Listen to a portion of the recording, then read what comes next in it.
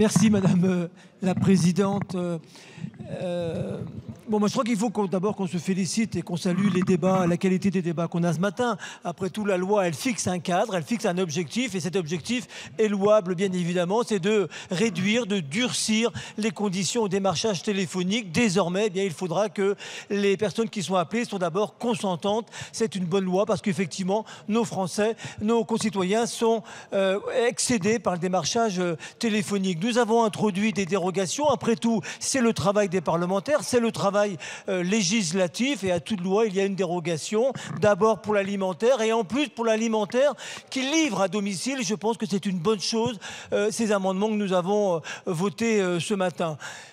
Je voulais introduire une autre dérogation pour ma part, c'est d'obliger, de faire la différence, en tous les cas on n'en parle pas assez dans cette proposition de loi, entre les appels de démarchage téléphonique qui sont passés d'une plateforme souvent à l'étranger et de ceux qui sont internalisés dans l'entreprise. Ce n'est pas la même chose quand c'est un salarié de l'entreprise qui connaît les produits, qui est formé pour cela, qui connaît la culture de l'entreprise, qui travaille souvent depuis 15, 20 ans parfois au sein de l'entreprise et qui appelle un client, et une entreprise, un téléopérateur qui est parfois malheureusement à l'autre bout du monde, qui ne connaît pas les produits, qui fait du one shot comme on dit, qui est capable de vendre un forfait téléphonique, puis de la demi-heure suivante un panneau solaire. Donc je pense qu'il faut, j'aimerais que dans cette proposition de loi soit introduit une dérogation, une différence entre, encore une fois, le démarchage téléphonique fait de l'entreprise, par des salariés de l'entreprise, et par ces plateformes souvent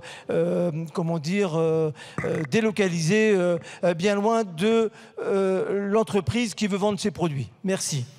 Merci, monsieur le député, monsieur le rapporteur. Vous aviez un peu donné votre avis. Oui, j'ai déjà donné mon avis, mais bon, je crois qu'on est, je ne veux pas dire hors sujet, mais le fait de recourir à des téléopérateurs salariés de l'entreprise, ça ne relève pas du tout enfin, c'est pas en lien avec la nuisance ou non provoquée par le démarchage téléphonique. Donc, avis défavorable. Défavorable, madame la ministre.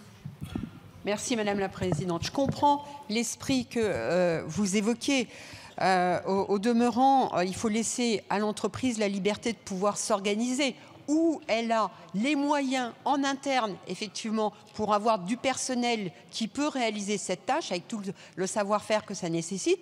Mais une entreprise peut aussi vouloir recourir à des sous-traitants, à des entreprises spécialisées dans le démarchage téléphonique. Et là, finalement, vous privez un certain nombre d'entreprises de la possibilité de recourir si l'entreprise n'a pas les moyens en interne. Et finalement, il y a un risque, au travers de votre amendement, de favoriser les grosses entreprises qui auront les moyens en interne de pouvoir organiser un démarchage téléphonique, et d'autres entreprises plus petites, des TPE, PME, qui n'ont pas les moyens en interne et qui ne peuvent recourir qu'à un sous-traitant. Donc je pense qu'il y a un vrai sujet, et je crains qu'on défavorise les petites entreprises. Voilà, donc un avis défavorable. Merci Madame la Ministre.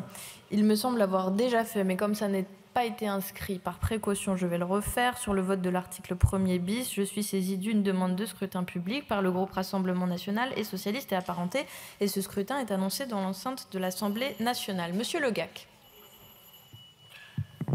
Merci Madame la Présidente. Simplement pour dire que je retire mon amendement. Je suis sensible effectivement aux arguments de Madame la Ministre.